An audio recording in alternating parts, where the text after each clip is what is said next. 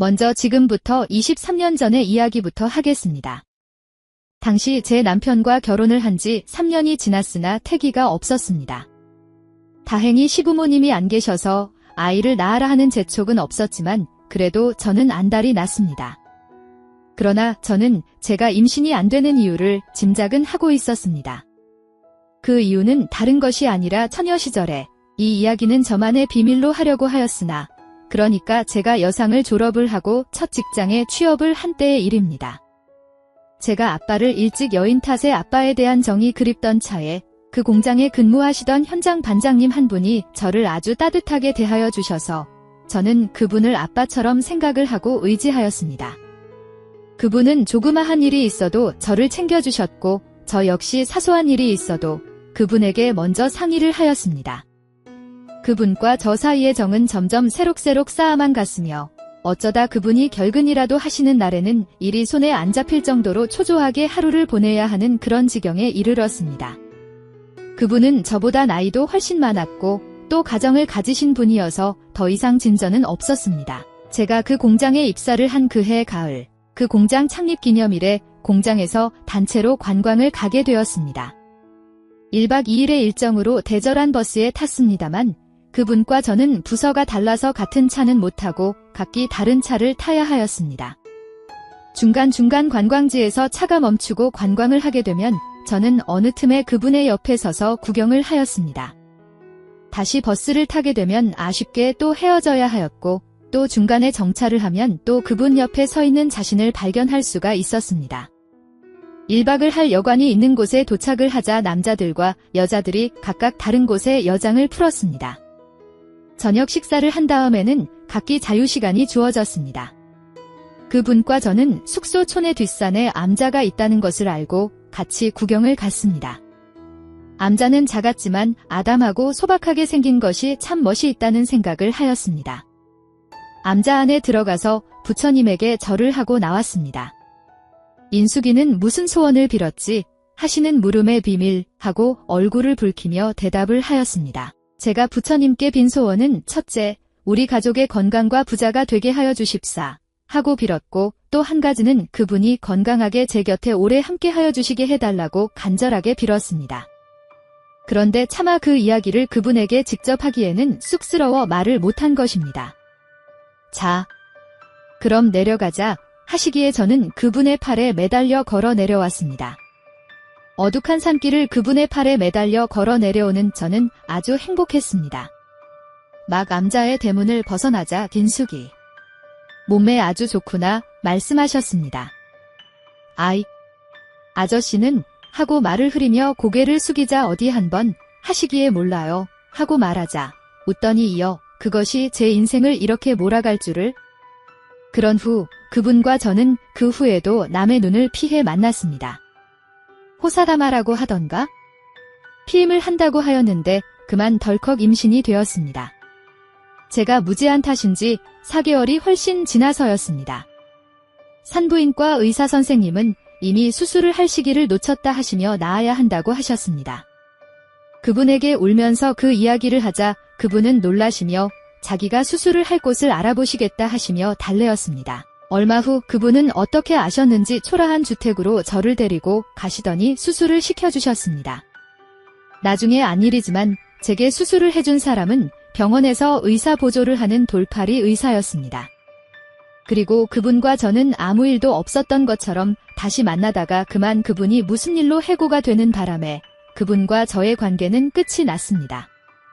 제가 결혼을 하고 임신이 안 되는 것은 그 돌팔이 의사에게 수술을 받은 것이 원인이라는 것은 나중에야 알았습니다.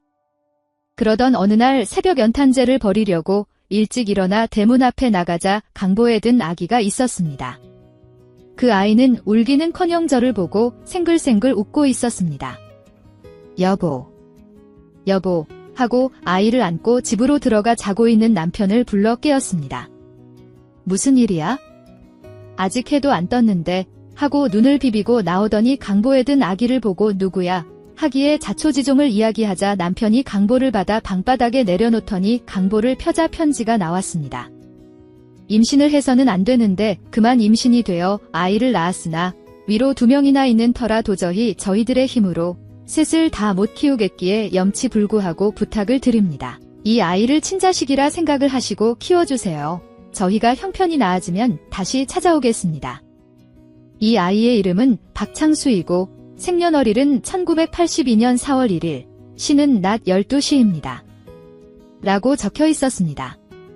남편과 상의 끝에 우리는 그 아이를 우리 호적에 입적을 시키지 않고 남편이 힘을 써 단독으로 호적을 만들어주고 마치 친자식처럼 창수를 키웠습니다. 창수가 우리 집에 들어온 다음부터 남편이 하던 사업은 날로 번창을 하여 주변에서는 복덩이라고 하였습니다. 창수가 고등학교에 입학을 한 그해 겨울에 그만 남편이 교통사고로 그만 세상을 떠났습니다. 남편의 사업을 정리하고 제법 규모가 있는 가든을 차려 장사를 하였습니다. 언젠가는 온다던 창수의 부모는 나타나지를 않았습니다. 남편이 죽고도 제 눈에 창수는 남자가 아니라 제 아들로 보였습니다. 아니 그렇게 보려고 노력하였습니다. 그러다 창수가 대학에 진학을 하자 점점 저와 같이 있는 것을 피하기 시작하였습니다. 물론 저는 그 이유를 몰랐습니다. 작년 봄 어느 날 마침 그날은 영업을 쉬었는데 지금까지 단 한 번도 창수의 방에 청소를 안 해준 것이 미안해 창수의 방을 청소해주기로 마음을 먹고 빗자루와 걸레를 빨아 창수의 방으로 갔습니다. 먼저 창수의 책상에 어지럽게 놓인 책들을 책꽂이에 꼽다가 일기장으로 보이는 것을 발견하고 호기심에 그것을 펼쳐보았습니다. 그런데 그 일기장을 한참을 읽어 내려가던 저는 그만 깜짝 놀라고 말았습니다. 이상하다. 물론 나를 낳아주신 분은 아니지만 그래도 엄마인데 엄마가 여자로 보이는 이유는 무엇일까? 그렇게 애지중지 키운 내 아들 창수가 나를 엄마가 아닌 여자로 보인다는? 사실은 저에게는 무척 충격 그 자체였습니다. 걱정이 되었습니다. 창수가 돌아오면 어떻게 보아야 할지를, 혹시 창수를 보면 저도 창수가 남자로 보일까봐 걱정도 되었습니다. 창수의 일기장을 훔쳐본 것을 후회하였습니다. 그러나 이미 깨어진 쪽박, 어떻게 수습을 하여야 할지 아무리 생각을 하여도 뾰족한 방법은 없었습니다. 아무 일도 손에 안 잡히고 멍하니 누워 있었습니다. 마음을 가다듬고 밖으로 나가 모처럼 쇼핑을 하면서 잊으려고 나서는데 엄마, 어디가? 창수가 가든의 주차장에서 나오며 물었습니다. 제가 정말 미친년입니다. 응, 아무데도 안 가. 밥 먹었니? 차라리 쇼핑을 가야 하였는데? 아니, 배고파? 하는 말에 그만. 늦동이 축하합니다 하는 의사 선생님의 말씀이었습니다. 그리고 올해 창수는 대학을 휴학하고 군대에 갔습니다. 저는 영업을 안 하는 날 저녁이면 어김없이 창수에게 면회를 갔고 또 창수도 저를 기다렸습니다. 못생겨도 좋으니 무럭무럭 자라라고. 안녕하세요. 저는 30대 중반 워킹맘입니다. 워킹맘이란 말 저도 꼭 한번 써보고 싶었는데 되게 슈퍼우먼 된 것 같고 기분이 좋네요. 보통은 워킹맘이라고 하면 정장 쫙 차려입고 회사 같은 데 다니면서 아이 키우는 뭐 그런 엄마들을 얘기하는 거라고 생각하잖아요. 저는 동네 시장통상가 지하에서 국밥 장사하고 있거든요.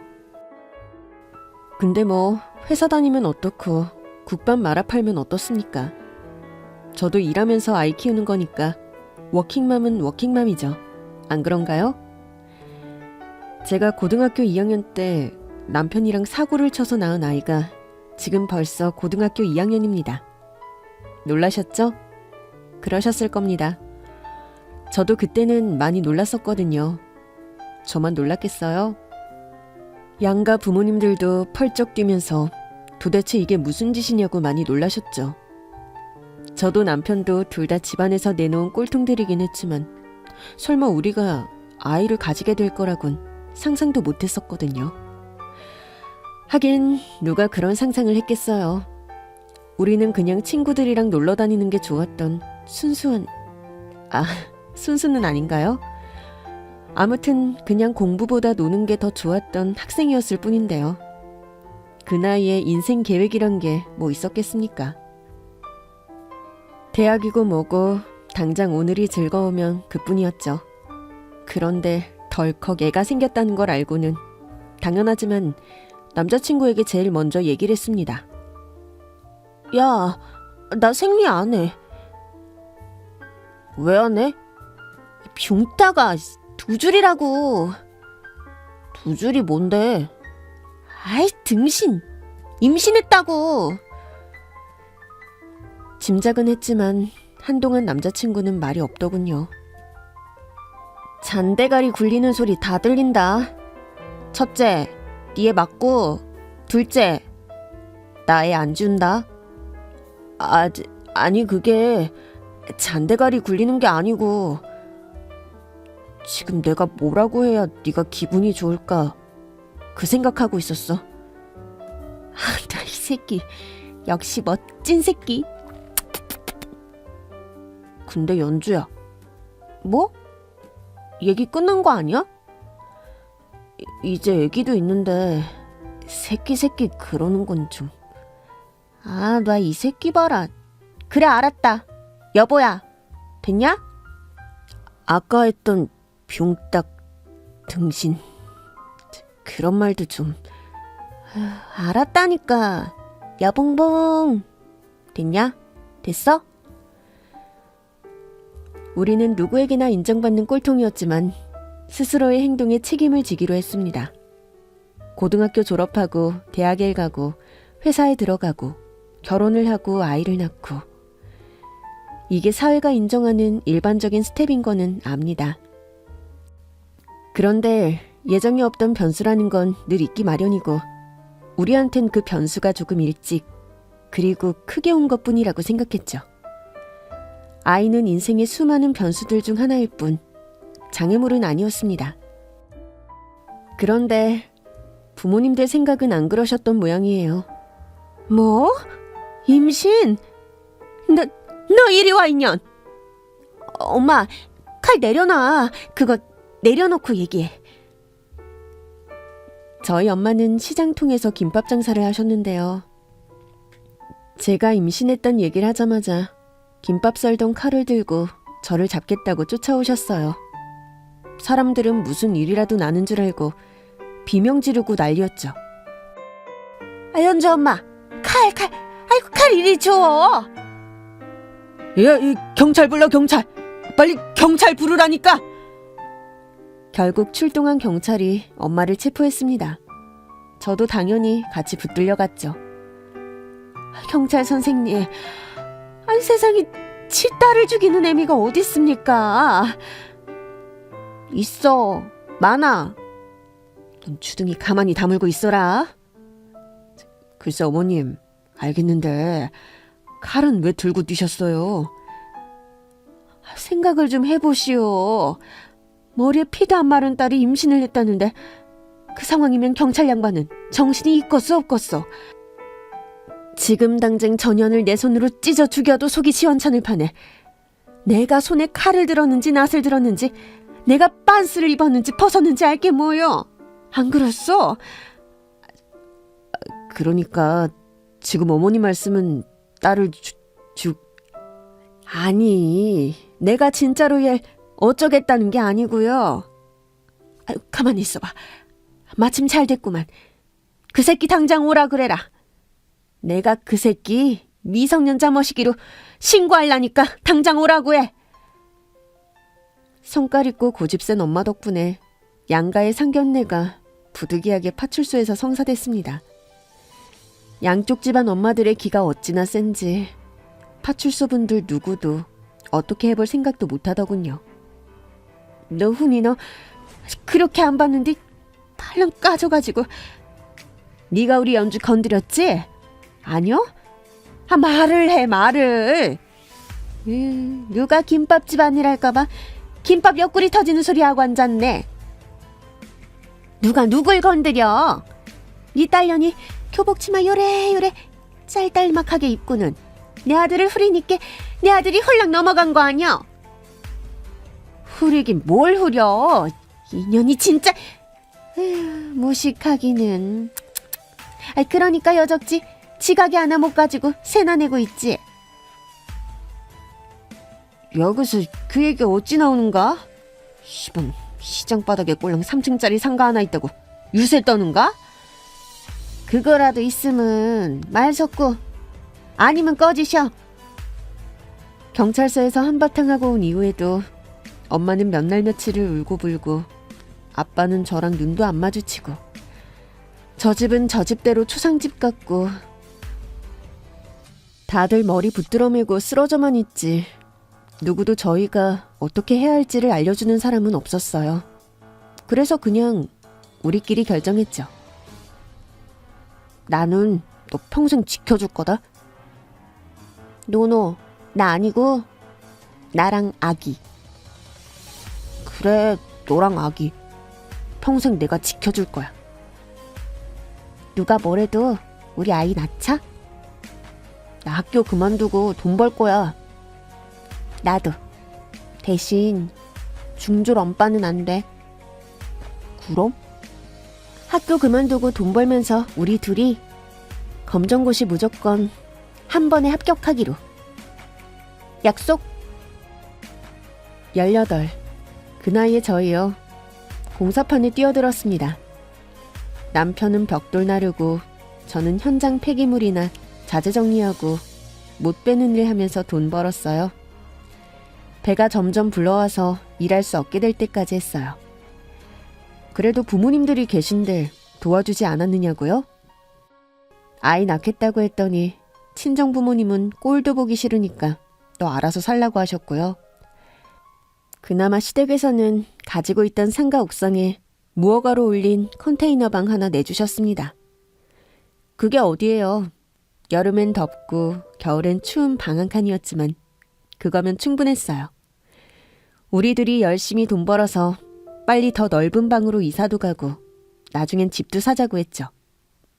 그게 너무 큰 꿈이라는 걸 그땐 당연히 몰랐으니까 그런 상상만으로도 행복할 수 있었거든요.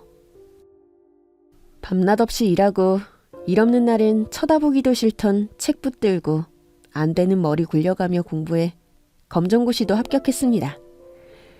남편은 계속 공사 현장에서 일했지만 현장 인부들한테 사근사근하게 굴면서 기술도 하나씩 터득해갔고 아이를 낳은 후에는 저도 쓰레기 정리 대신 현장 한밭집에서 일할 수 있게 됐어요. 아이 들쳐업고 쭈그려 앉아 설거지를 해도 하나도 힘들지 않았어요. 일이 너무 많을 땐 새벽에 나가다가 친정엄마 김밥집에 무작정 가서 애를 맡겼죠. 욕을 바가지로 해도 엄마는 엄마더군요. 조금 다른 얘기로 잠깐 세자면 그때 알았습니다. 엄마가 하는 욕은 80%가 저에 대한 사랑이라는 걸요. 애정이 없으면 욕이라도 하겠습니까? 시간도 감정도 다 아깝겠죠. 저한텐 2년 전이면 망할년 해도 제 아들은 왕자님 키우듯 대해주셨어요. 그런데 시어머니는 달랐어요. 제가 남편이 잘생기고 착하기까지 해서 좋아하고 그 어린 나이에 사고까지 치긴 했습니다만 예전부터 어머님은 별로 안 좋아했었거든요. 시장에 상가 하나 가지고 있다고 엄청 거들먹거리는 거 시장 상인들도 다 압니다.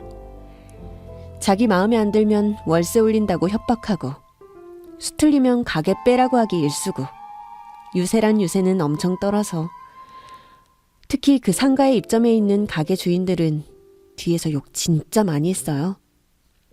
꼴랑 코딱지만한 상가 그것도 지하까지 포함해 3층밖에 안 되는 낡은 건물 하나 가지고 있는 졸부가 무슨 대단한 부자라도 되는 것처럼 연병 떤다고요.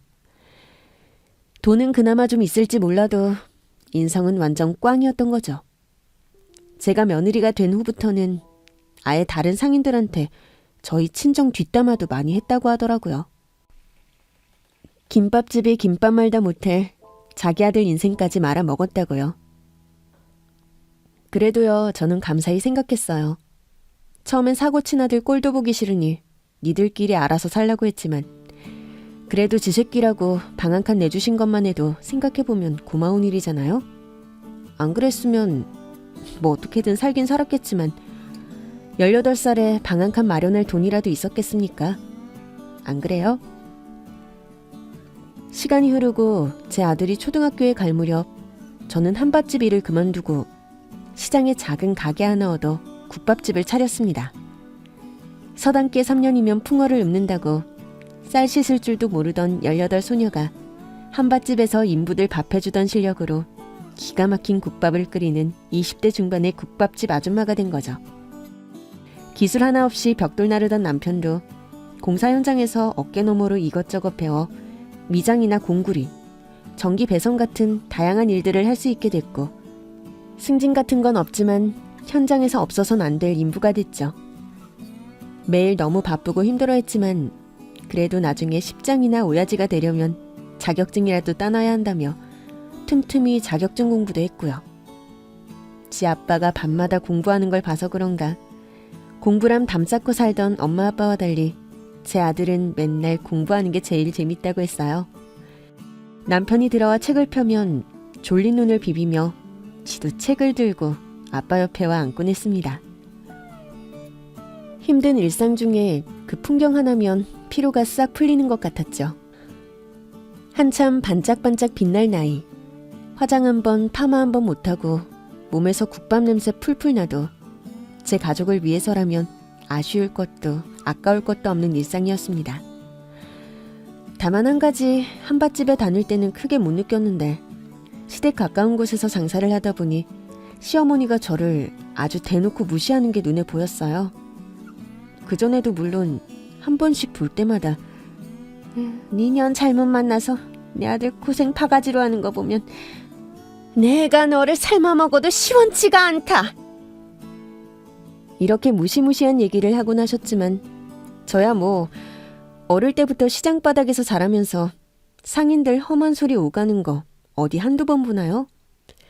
그러거나 말거나 저는 신경도 쓰지 않았어요.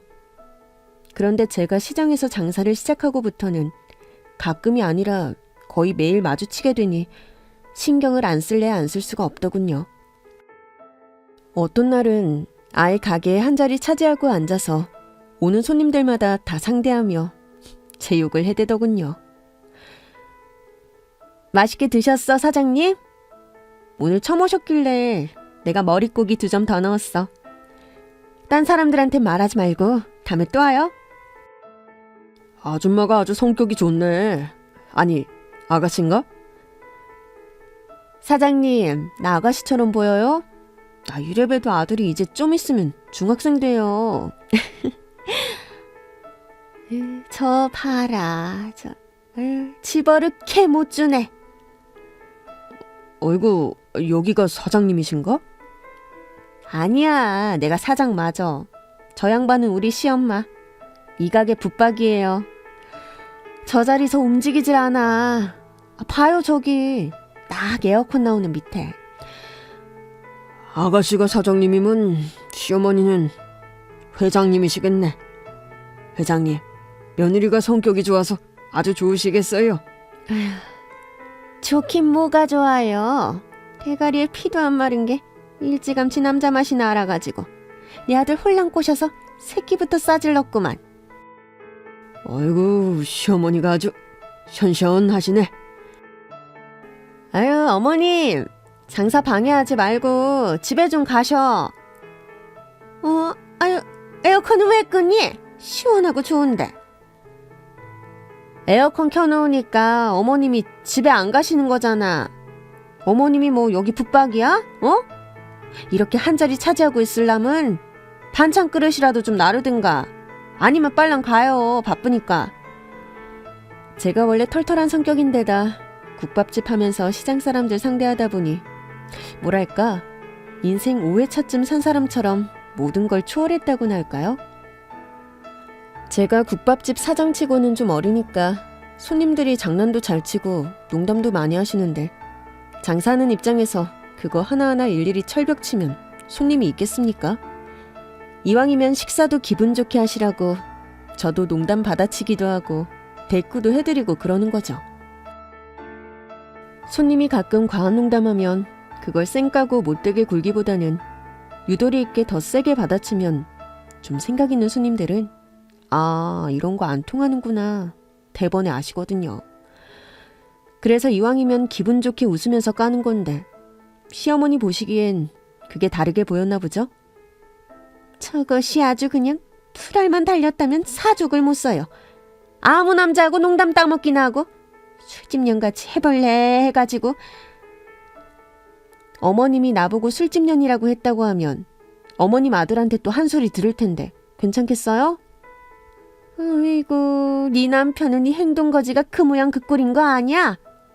남편은 밖에 나가 하루 종일 힘쓰는 일 하는데 아주 지는 남의 남장네들이랑 헤헤거리면서 좋아 죽지 죽어. 김밥집 딸이라 멸시, 남자 후리고 다닌다 구박. 시어머니가 아무리 그래도 저는 사실 별로 신경은 안 썼어요. 그러거나 말거나 너는 떠들어라. 나는 한 귀로 듣고 한 귀로 흘린다. 그러고 말았죠. 근데 그게 또 시어머니는 약이 오르셨나 봅니다. 너 내 얘기를 듣긴 듣는 거냐? 사람 무시하는 거는 침이나 똑같아요 아주. 아유, 꼴도 보기 싫어. 아, 꼴 보기 싫음 어머니 집에 나가. 꼴도 보기 싫다며 왜 허구날 남의 가게 와서 면상 쳐다보고 있어 있기를. 국밥이나 한 그릇 줘봐. 배고파. 국밥값 한 번을 안 내고 맨날 공짜로 달래지? 아, 자, 드셔.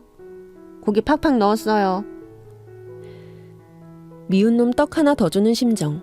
그거라기보다는 온갖 저질스런 말로 저를 구박하고 무시해도 어쨌든 제가 사랑하는 남편 낳아주신 분이잖아요. 제 아들의 할머니이기도 하고요. 저한테는 이렇게 막대하셨지만 아주버님이 결혼하시면서 근처 동네에 같이 살게 된 윗동서한테는 아주 절절매셨어요. 나 그거죠. 강자한테 약하고 약자한테 강한, 시장 사람들이 말하던 전형적인 졸부 스타일이요. 아주버님은 그냥저냥 월급 따박따박 받는 평범한 회사원이었는데 어떻게 그런 여자를 만났는지. 형님은 능력 있는 여자였어요.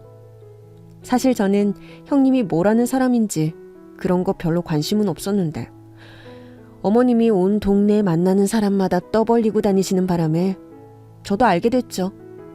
그것도 굳이 저랑 비교까지 하시면서 말이에요. 작은 며느리 잘못하다 내 십수년을 고생했는데 큰 며느리는 아주 복덩이야 복덩이. 큰 며느린 뭐 하는데요? 우리 큰 며느리는 자그마치 사계국어를 한답디다. 책도 몇 권이나 냈어요. 제목이 뭐더라? 형님은 원래 외국어학원 영어 강사였는데 출판한 책 2억 권이 대박나서 여기저기서 강연을 해달라고 부르기 시작했고 그 김에 아예 전업 강연자로 나서게 된 거였어요. 어머님이 얘기하신 대기업 다니면서 한다는 강의는 행복에 관한 거였는데 4개 국어를 유창하게 하는 거나 4년제 대학을 나온 거, 책을 몇 권 낸 거랑은 전혀 상관없는 주제인데다가 제 생각엔 굳이 강의식이나 들어야 행복할 수 있다는 건가 의아했죠. 행복이라면 제가 또 한행복하니까 그런 거라면 나도 할 수 있겠다. 내가 더 잘하겠다. 혼자 속으로만 생각했답니다. 그런데 그게 어떤 사람들 눈에는 대단해 보일 수도 있는 거겠죠? 회장님 힘으로다가 언제 한번 우리 시장에도 와달라고 하면 되겠네. 아유, 내가 뭐 그럴 힘이 있나. 작은 며느리한테 하듯이 큰소리 빵빵 쳐서 좀 데려와 봐요. 쟤랑 갔나 어디. 우리 큰 며느리는 이런 시장통이랑은 안 어울린다니까 그러네. 사람이 어찌나 고급진데 여기로 오기는. TV에도 나온 사람이야 우리 큰 며느리가. 아니 무슨 시장통에 어울리는 사람 있고 안 어울리는 사람이 따로 있나요? TV에 나오는 사람들은 시장에서 콩나물도 안 산답니까? 거기다 어머님이 끊임없이 형님 자랑을 하다 보니 조금씩 허풍도 좀 끼어들기 시작하더군요. TV에 나온 건 2억 권인가 그랬어요. 안 그래도 제가 형님한테 그 얘기를 물어본 적이 있어요. TV에 한번 나와서 재미있으면 형님을 계속 부를 건데 아무래도 재밌지는 않았나 봐요. 시청률이 별로 안 나왔나? 연락은 계속 오지. 그런데 내가 웬만하면 컷하고 있어. 왜요? TV 나가면 더 유명해질 건데? 동서, 이런 얘기까진 안 하려고 했는데 나는 있잖아. 그런 사람들이 좀 천박해 보여서. 병원장이고 변호사고 그런 사람들. 자기 일만 잘해도 남들보다 더 잘 벌 수 있는 사람들인데 그런데 나와서 하하거리고 낄낄거리는 거 좀 우습지 않아? 어이구, 우리 형님 모르는 소리 하시네? 머리 좋아 의사 되고 변호사 되는 양반들이 TV에 나와 웃음까지 주면 친하게 느껴지고 그래서 사람들이 더 많이 찾아가니까 일석이조죠. 뭐 나는 굳이 TV에 안 나가도 찾는 사람들 많아. 큰애 말이 100만 번 옳은 걸 가지고 너는 뭘 그렇게 따지고 들어? 가방끈도 짧은 것이. 어이구, 형님 바라기 어머님 끼어드시는 걸 보니 이 대화는 여기서 심하이 해야겠어요. 어머님은 아주 형님이라면 다 우냐우냐 정도가 아니라 절절 매셨어요. 어머님 말씀은 즉슨 형님이 우리 집에서 제일 가방끈 긴 사람이니까 형님 말은 다 맞는 거라나요? 제가 보기엔 그냥 어머님이 형님을 좀 어려워하시는 것 같았어요. 이해는 됩니다. 솔직히 아주버님이 특별한 기술이나 능력이 있는 것도 아니었고 성격도 엄청 소심하셨거든요. 거기다 두 분은 아이도 없어서 어머님 얘기론 선녀와 나무꾼의 선녀처럼 형님은 언제든 날개옷을 입고 훨훨 날아갈 수 있는데도 아주버님이랑 살아주는 거랍니다. 능력 없는 남자와 사는 능력 좋은 며느리. 그게 어머님이 형님을 바라보는 시선이었던 거죠. 저는 뭐 형님이 좀 우화를 떤다 그렇게밖에 안 보였는데 말이에요. 게다가 최근 2년 사이 어머님이 형님한테 더 절절맬 수밖에 없는 일이 생겼는데요. 아주버님이 다니던 회사에서 정리해고 1순위로 잘리셨거든요. 안 그래도 소심한 사람이 더 소심해져서는 한동안 사람들도 안 만나고 집에만 틀어박혀 계시길래 제가 어머님, 아주버님 당분간 우리 국밥집 배달 일이나 좀 하시라고 할까봐요. 배달비 어차피 나가는데 이왕지사 아주버님이 해주시면 좋죠. 제 딴에는 아주버님한테 도움 좀 드리겠다고 얘기했다가 아주 혼쭐이 났지 뭡니까. 천박하게 살려면 너나 천박하게 살지. 어따 대고지 시아주버님한테 배달이 어쩌고 그 지랄을 떨어? 왜? 네 남편 노가다판에 내보내는 걸로 모자라냐? 괜히 걱정하는 척 하지 말어. 큰애 제주도 내려간다니까 신경 끊어 이년아. 거긴 왜요? 아무 연고도 없는데? 왠지 알면 네가 그 돌대가리로 이해는 하고 큰애들이 알아서 결정한 건데 네가 알아서 뭐해? 그렇게 아주버님은 제주도로 혼자 내려가셨어요. 서울은 사람들한테 너무 치여서 싫고 다른 지역들은 사람이 너무 없으니 그것도 싫고 제주도에 가면 그나마 살 길이 트일 것 같다며 2년 전에 떠나셨죠. 그래서 2년 동안 어떤 성과가 있느냐 하면 글쎄요. 이거 해볼까 저거 해볼까 하면서 딱히 결정도 못하고 그렇다고 소심해서 다른 사람들한테 말도 못하고 혼자 스트레스만 팍팍 받고 계신 것 같던데요. 뭐 고군분투라고 해두죠. 아주버님도 나름 애쓰고 계실 테니까요. 그런데요. 다른 거야 그렇다 치고 제 입장에선 절대 이해할 수 없는 게 하나 있었어요. 저는 만약 남편이 일 때문에 몇 년이나 혼자 어디가 있어야 한다고 하면 저도 짐 싸들고 같이 갈 것 같거든요. 뭐든 해서 돈은 벌 수 있는 거지만 가족은 똘똘 뭉쳐 살아야 정이 더 커지는 법이니까요. 무엇보다 저는 남편이랑 떨어져 지내는 건 죽기보다 싫단 말이죠. 그런데 형님은 심지어 직장에 묶여있는 것도 아니고 제주도에 가 있다가도 언제든 서울 오가며 강연을 할 수도 있는 거잖아요. 그런데 굳이 혼자 여기 남아서 매달 아주버님한테 돈까지 붙여주면서 거기서 빨리 자리 잡아라 이러는 게 이상하지 않나요? 아무튼 싫은 내색 하나 없이 돈 못 버는 아주버님 뒷바라지까지 하고 있으니 어머님이 어찌 큰며느리를 미워할 수 있겠습니까? 하여튼 어머님이 하도 대놓고 형님이랑 저를 차별하니까 한 번은 제가 어머님께 제대로 따진 적이 있어요. 제가요, 살아도 어머님이랑 더 오래 살았고 생색내긴 싫지만 어머님 생신상도 내가 다 차리지. 시아버지 제사상도 내가 다 하지. 며느리 노릇은 내가 다 하는데 어머님은 왜 나한테 욕만 찍으려요? 형님은 어디가 그렇게 이뻐서 그렇게 좋아하는데요? 비교를 할 걸 해라 이년아. 니들은 노는 물 자체가 달라. 사람 노는 물이 뭐 따로 있나? 다 거기서 거기지. 넌 허구한 시장바닥에서 시커먼 남정네들이랑 희거리긴 하지. 쟤는 어울려 노는 사람들도 다 화이트 칼라요. 화이트 칼라. 근데 왜 어머니 어깨에 뽕이 들어가냐고요. 쥐뿔도 없으면서 큰 소리 치는 네가 어찌 알겠니? 큰애처럼 좀 겸손해봐라. 저렇게 잘 나가는 애가 강남 어디 고급 아파트 안 살고 이 동네 빌라에서 사는 거 좀 봐. 응? 그게 겸손이랑 뭔 상관이래? 강남 아파트 살 돈은 없나 보지. 생긴 거랑 다르게 애가 소박하잖니. 어머니가 잘 몰라서 그러는데 생긴 것도 소박해 형님은. 또 봐라. 접대 애가 큰애 TV에 나오는 거 보니까 골목 상권 살려야 된다 그런 얘기 하던데. 말만 뻔지르르하게 하는 사람들 얼마나 많어? 근데 쟤는 어디 말만 하니? 몸으로 보여주잖아 몸으로. 아니 그러고 보니까 인연이 시엠이 하는 말마다 또 말대답이지? 하여간 못 배운 티가 촤알촤알 흘러요 흘러. 아따 거기서 얘기가 또 왜 글로 튀어. 글로 튀기는. 어머님의 형님 사랑 좀 과하다 싶지만 일부 맞는 말씀도 있긴 했어요.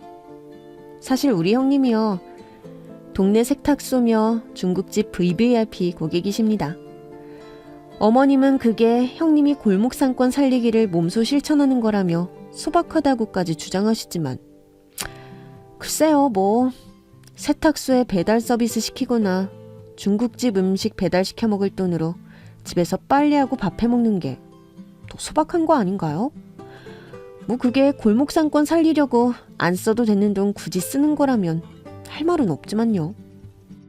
하긴 뭐 대형마트 가면 혼자 사는 사람들을 위해서 반쪼가리씩 파는 양파도 있는데 굳이 거기다 돈 안 쓰고 시장에서 사긴 하죠.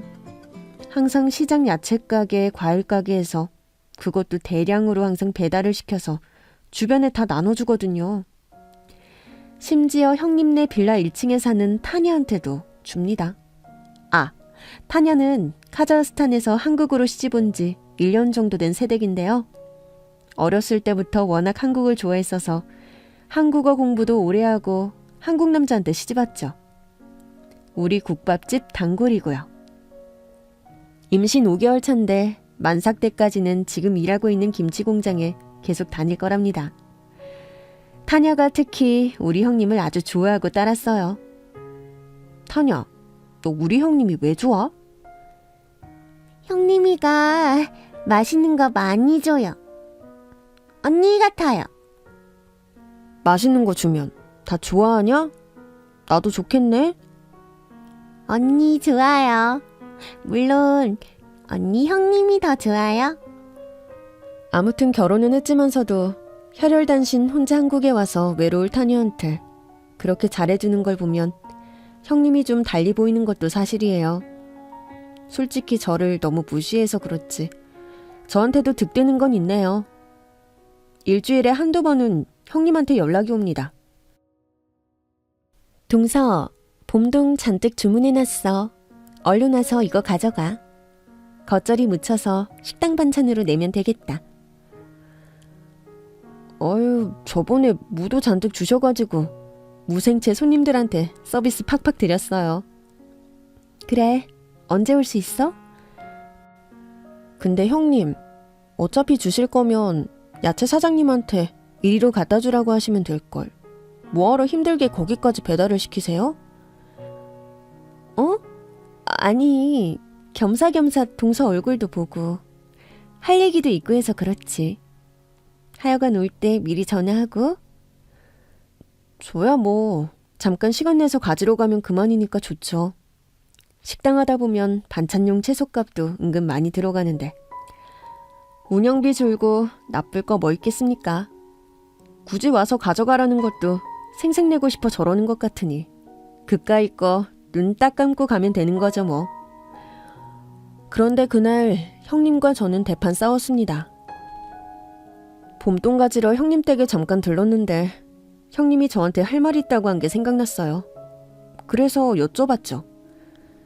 형님, 근데 아까 저한테 할 말 있다고 하지 않으셨어요?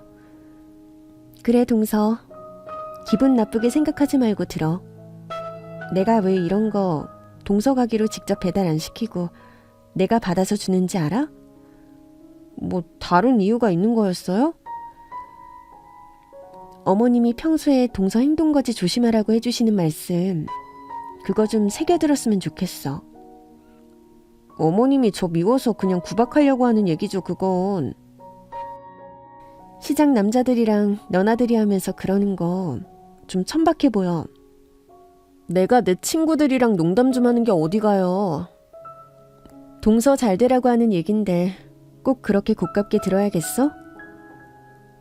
형님 얘기 어느 포인트에 저 잘 되라는 게 있는데요? 이 동네 사람들 동서 18에 애 낳은 거 다 알아. 안 그래도 해픈 여자 딱지 붙이고 살면서 거기에 환양년 소리까지 듣는 건 좀 그렇잖아. 환양년? 누가 그딴 소리 씹으려요? 원래 소문의 당사자만 그 소문 모르는 법이야. 형님, 지금 그 말은 동네 사람들 전부 나한테 환양년이라고 손가락질한다는 뜻이에요? 형준이도 이제 고등학생식이나 됐는데 우리 엄마가 그렇단 소문 들으면 삐뚤어지지 않겠어? 우리 형준이도 지 어떻게 태어났는지 다 알아요. 제가 헤헤거리고 노는 시장 남자들, 형준이가 다 삼촌이라고 부르는 사람들이에요. 내 친구고, 훈이 친구고, 우리 엄마 친구고 다 그렇다고요. 아는 사람들은 그딴 얘기 안 할걸요?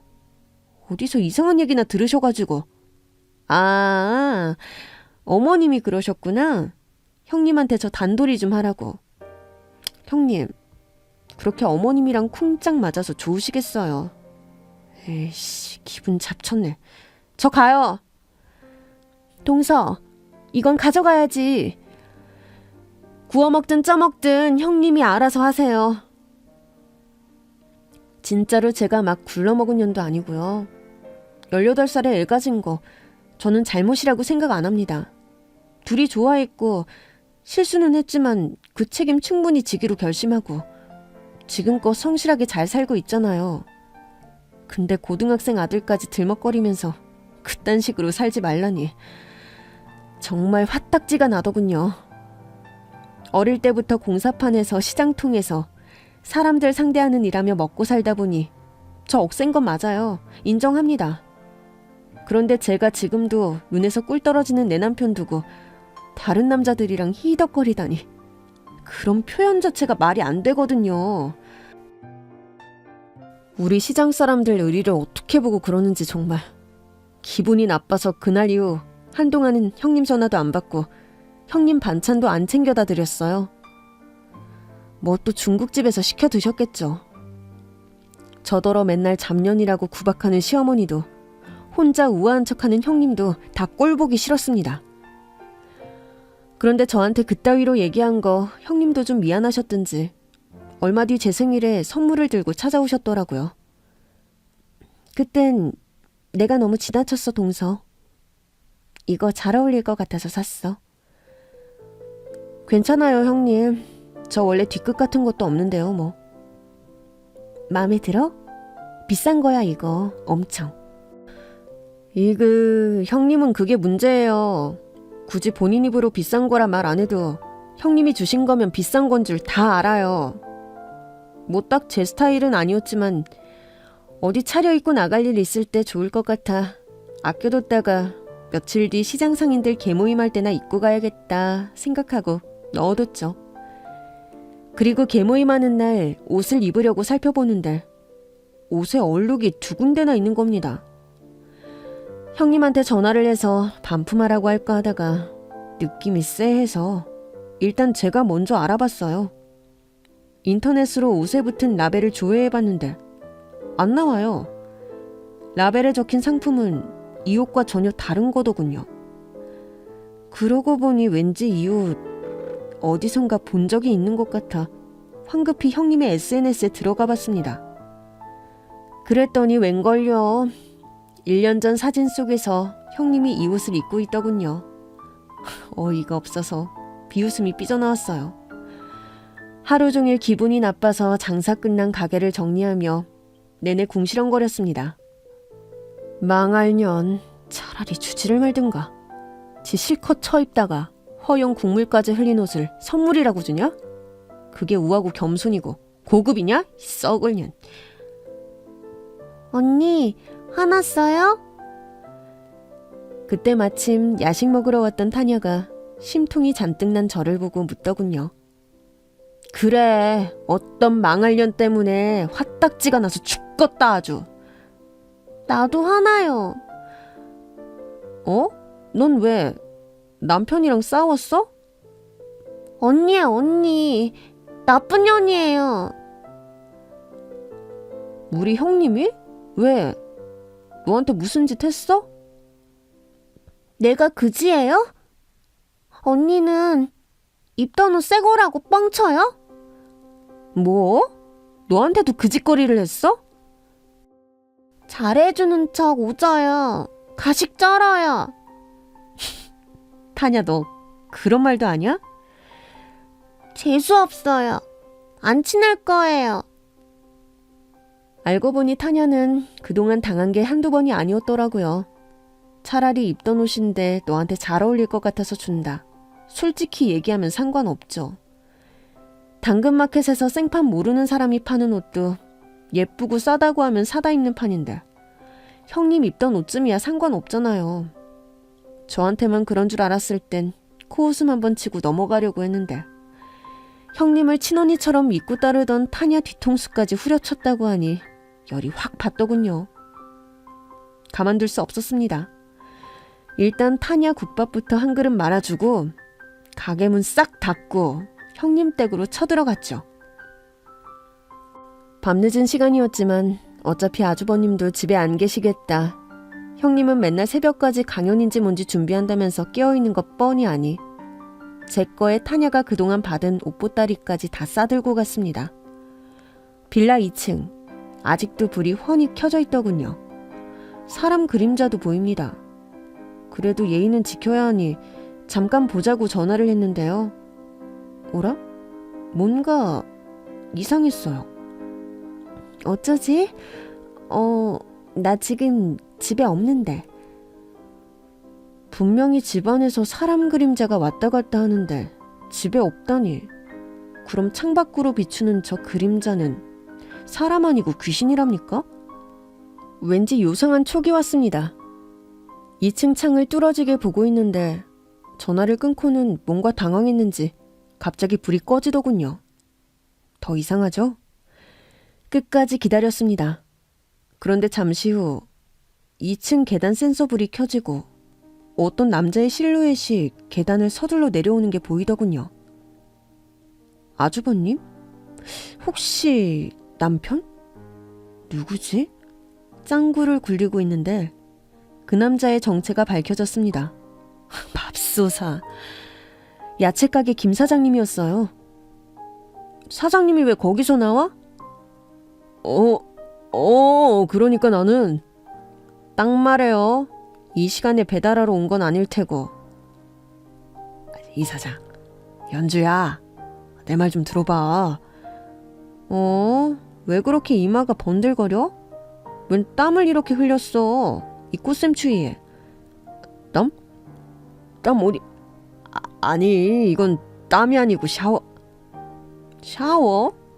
우리 형님 집에서 샤워하고 나왔다고? 맙소사. 저는 당황해서 내빼는 야채가게 김 사장을 끝까지 쫓아가서 다그쳤습니다. 말 안 하면 언니한테 다 잃을 거라고 하니까 그제야 싹싹 빌며 털어놓더군요. 언제부터 이런 건데 김 사장님? 혁이 제주도 가고 그때부터. 연주야, 난 저 여자가 꼬셔서 어쩔 수 없이. 근데 연주야, 나만 그런 게 아니야. 도저히 믿을 수 없는 얘기들이 쏟아지더군요. 중국집 최 사장은 물론 배달하는 최 씨의 세탁소 황 씨 아저씨까지. 그중엔 어려서부터 아주버님이랑 형동생하며 친하게 지내던 인간도 있었다고요. 심지어 1층 타냐 신랑까지 꼬셨더군요. 그게 미안해서 타냐한테 그렇게 잘해준 걸까요? 아니면 네 남편이랑 나랑 그렇고 그런 사이다 하는 묘한 우월감? 생각도 하기 싫습니다. 아무튼 저는 이 일을 그대로 함구하고 있을 수만은 없었어요. 형님이 저한테 천박한 짓 하지 말라고 멸시하거나 구박했던 것 때문에 복수에 불타서 그런 건 아닙니다. 잘못된 건 바로 잡아야 하니까요. 도대체 이게 무슨 기괴한 일이랍니까? 한 여자가 몇 집안을 콩가루로 만들어버리다뇨.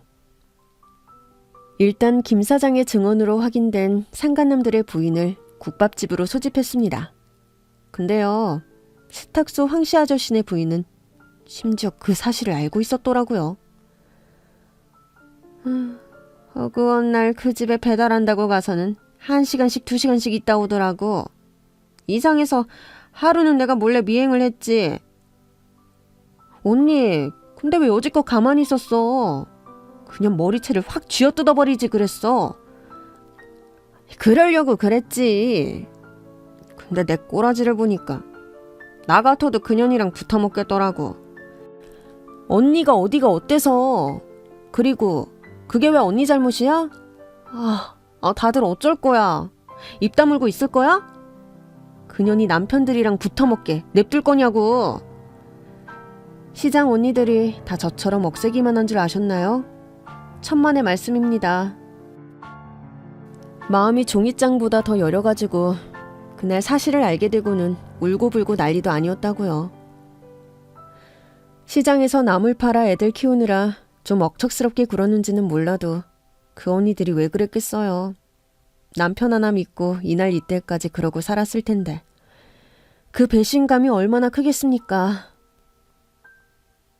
어떻게 이 일을 처리할지 안 돌아가는 짱구를 다 같이 굴리고 있는데 마침 지나가던 형님이 가게에 들르셨더군요. 지가 후린 남정네들의 여편네들이 다 같이 모여있으니까 지도 뭔가 눈치를 챘는지 동궁에 지진이 나는 게 훤히 보였습니다. 형님, 잘 왔어. 여기 좀 앉아. 저는 언니들 한가운데 형님을 앉혔습니다.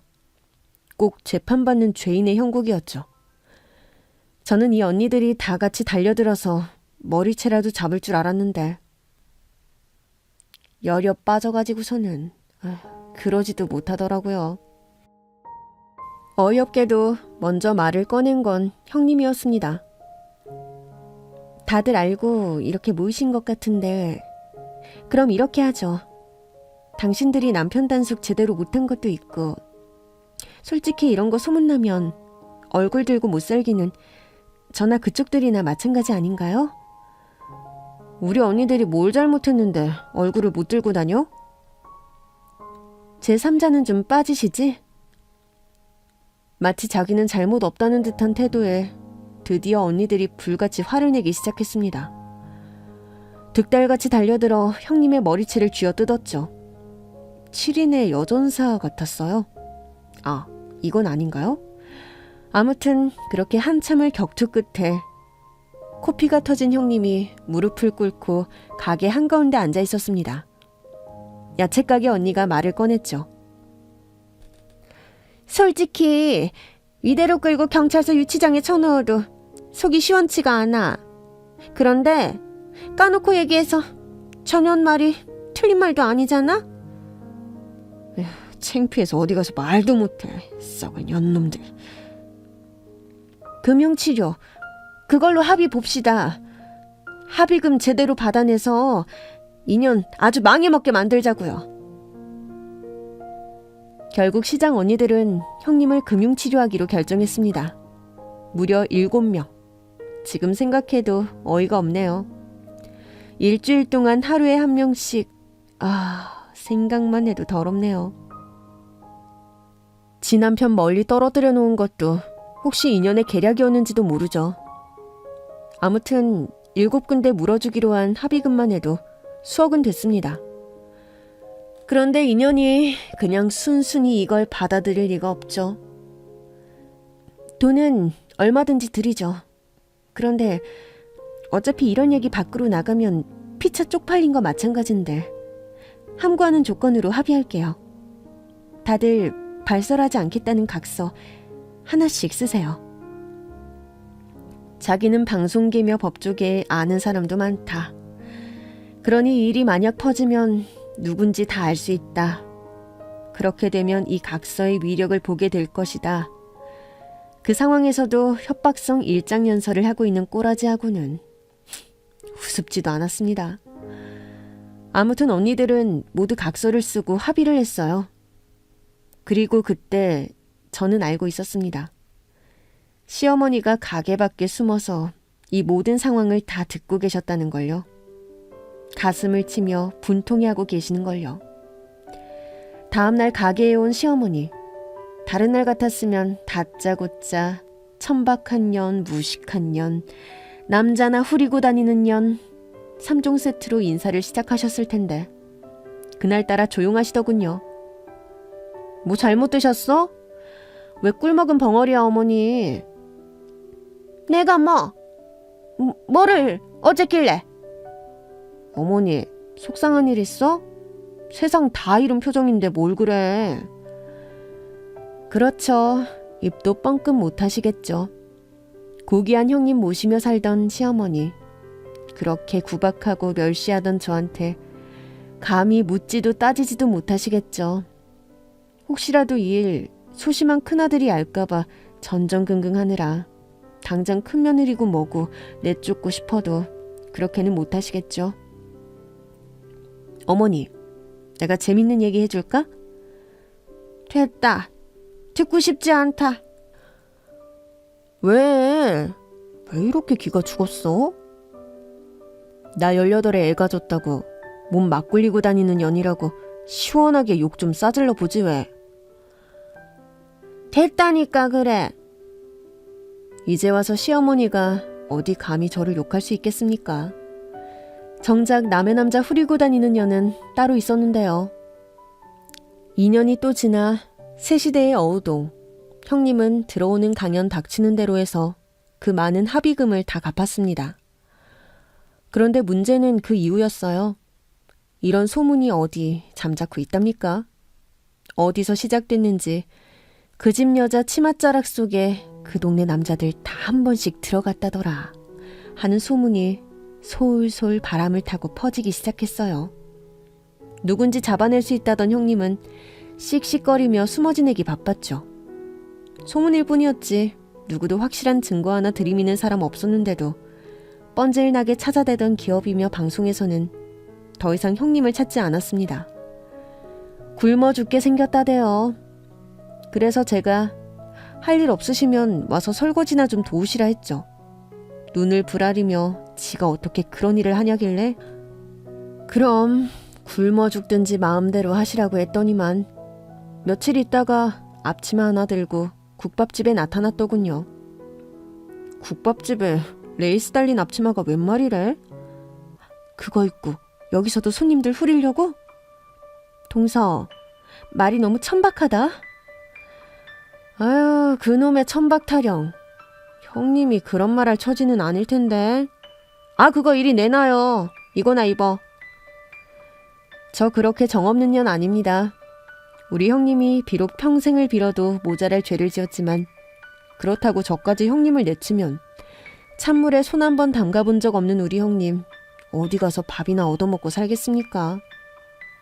게다가 이미 소문 다 퍼져서 행여 자기 남편이라도 꼬실까봐 어디 써주는 사람도 없는데 저라도 거둬야죠. 형님이 국밥집에서 설거지하고 있으면 가게 한 자리 여전히 차지하고 있는 시어머님의 부채질은 더 급해집니다. 열불이 터지겠지요. 그 고귀하신 줄 알았던 며느님이 저러고 있는데 그 속이 편할 리가요. 어휴 한숨을 하루에도 수천 번씩 내뱉으시지만 그것도 저는 그냥 지켜만 봅니다. 말 한마디 거들어 약 올리고 싶은 마음도 있지만 시어머니 인생도 불쌍하죠. 큰아들 인생 혹시라도 잘못될까봐 동네 온갖 남자들이랑 잠자리를 가진 큰며느리 꼴을 저렇게 보고 살아야 하는 것만으로 천벌을 받으신 거니까요. 비록 공사판이지만 거기서 남편 인정받으며 승승장구하겠다. 고딩아들 우리처럼 속 안 썩이고 공부 잘하겠다. 그저 나만 열심히 살면 아무 문제 없는 제 인생에 새로운 변수로 등장한 저 인간들. 제가 다 보듬어야지. 어쩌겠어요.